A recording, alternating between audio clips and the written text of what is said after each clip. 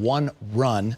And down the stretch, the Hornets just executed better. They hit 7 threes in the fourth quarter, but the Hornets only shot 36%. Only the 3rd time in Laker history they've lost to a team shooting this poorly.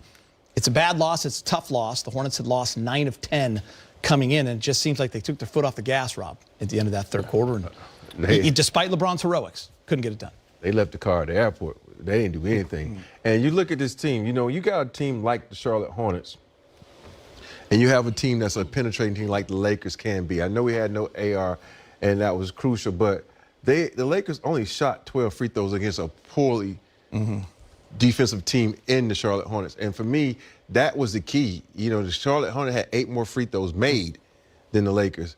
And you look at the Lakers shot 51 threes. Are you kidding me? You don't have to shoot 51 threes versus the Charlotte. You get to the cup. You play the percentages. And to me, they didn't take this team serious. And shooting 51 threes shows that they didn't take this team serious. And they just said, you know what, we're going to come out. We're going to win. It's All-Star break. Teams usually perform badly after the All-Star break. But this is a young team. Young teams normally come out with energy. Lakers, huge favorites, 13.5 points. So, you know, most people said, yeah, they're going to win this game, go into Portland tomorrow, see what happens there. It was a strange game in a couple ways for me. Austin Reeves getting kicked out of the game in the third quarter. Huge turning point. Maybe it's a little bit of a learning lesson for Austin. And I understand his frustration. He gets fouled a lot. And Robbie does not get the LeBron treatment. And you know, he's not a superstar, so he shouldn't. But, you know, he got the first one right there, and maybe just stop. And then he gets the second one after he turns back towards the ref.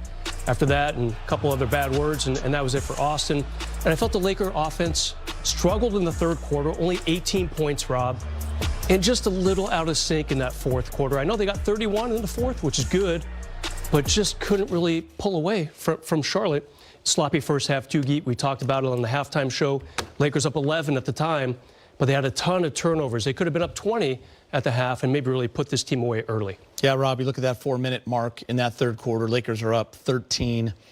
They miss a 3, they foul for an and 1, it gets down to 8, and that's when Austin gets kicked out. And they never scored again until the 9-minute or so mark of the fourth quarter. And like you said, you and I were watching at that point, just at the shot selection, like you said, they were just kind of cruising. If it wasn't for LeBron, like, getting them back in it with some crazy shots, I don't know, you know, and then the team started to play with a little bit more life, but it was just tough offensively. It was crucial because Rui hit that 3 from the corner, and that kind of broke the ice. But after that, you know, the Hornets were hot. You know, Bridges hit some threes. You know, Melo hit back-to-back threes. And when you're a young, scrappy team like this, that's what they live off. They thrive off this. They thrive off the threes. You know, they came out, they started knocking those down. You even had, you know, Josh Green, he was over 3, but he played a lot of great defense. Mark Williams, you know, he was inspired tonight to block shots because of the trade that didn't go through. It was so many guys on this team that had inspiration to play in this game. And as you look at this Lakers squad, you know, and you look at what Rui came, not Rui, but when Luka came out, he didn't have a very good shooting out.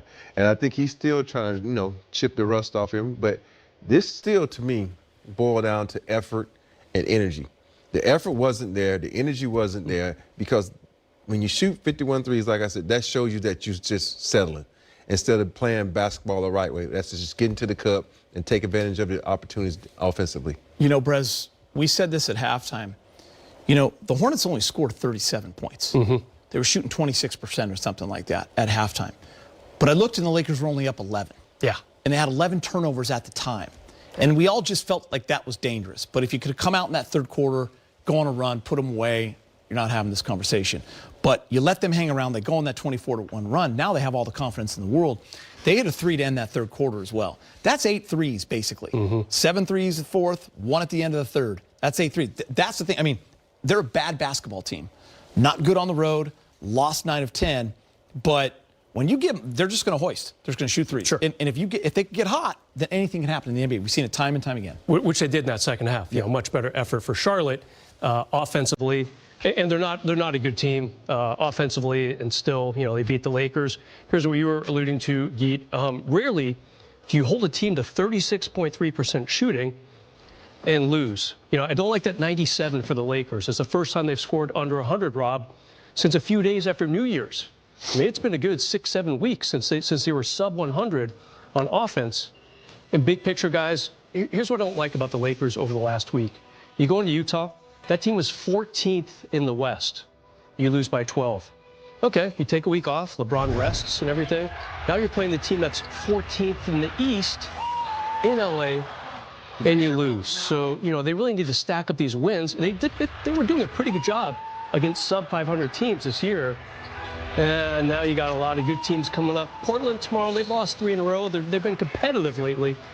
But after that, wow, guys, and the schedule's really going to get tough for the Lakers. A lot of games against a lot of good teams. So you really need to beat these bad teams, and it did not happen. That's a disappointing part. Especially if you want to be above the line. Yeah. You know how tight it is, and obviously there's 29 games left, so you can't panic.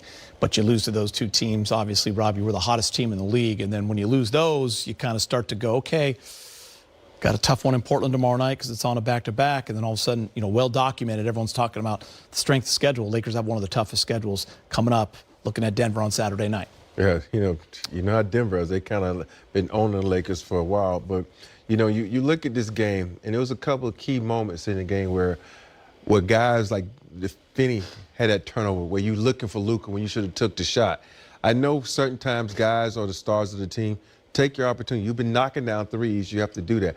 And now you got to build up this confidence to go on the road, because think about it, you've lost 2 games in a row to 2 teams that are lottery teams.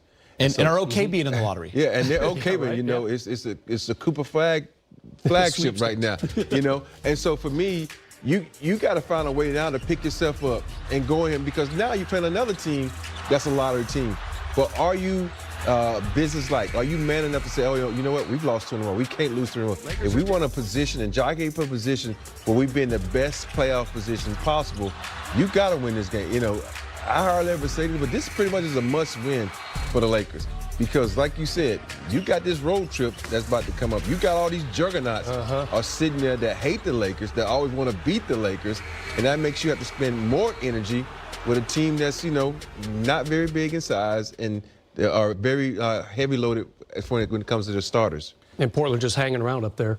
You know, this was the only game tonight, a reschedule for the Lakers and Charlotte from a month ago when the fires were happening. So Lakers had to come back a day early, as did Charlotte, and obviously it didn't look real good, Geet. Yeah, I'm a little. The offense didn't look good in that second half, you know. And Luka still a little short on some of his shots. Made only 1 3. 1 for 9 from 3, 6 turnovers. Yeah, and 5 fouls too. Second game in a row, he's had 5 fouls. What does that tell me? He's still working his way back into shape. Yeah. Remember, he missed almost 7 weeks between games. Long since his career. Yeah, that was a long stretch. So, you know, I saw some good things from him tonight. I thought he was active on the glass, which he often is. You got to like plays like that. And in the long run, this is the guy. He's your guy. Nice little move there, Rob. But again, you know, missed too many threes. And he wasn't the only guy who seemed a little short on his shots tonight. But the Lakers came up short, obviously. Yeah, Rui was a little short, 1 for 8. LeBron was 4 for 11. And this is my whole point. You know, it boggles my mind how coaches, not just the players, coaches, you know, say, yo, we're not making threes. Get to the bucket. This is a Charlotte Hornets team that don't want to play defense. And you playing right into their hands. And it makes me so mad at players and coaches when they say, okay, this analytical stuff, we got to shoot threes. It's the way the game is played. No, the game is played to get buckets and play defense. And when you're not getting buckets from the long ball, you got to go inside. And you think about it. And even though LeBron went to the hole, he had that awesome dunk, should have got fouled, AR should have got fouled. Who cares? You're not making threes. Keep going to the basket because eventually you're going to get a call. All right, guys, back to Crypto.com Arena.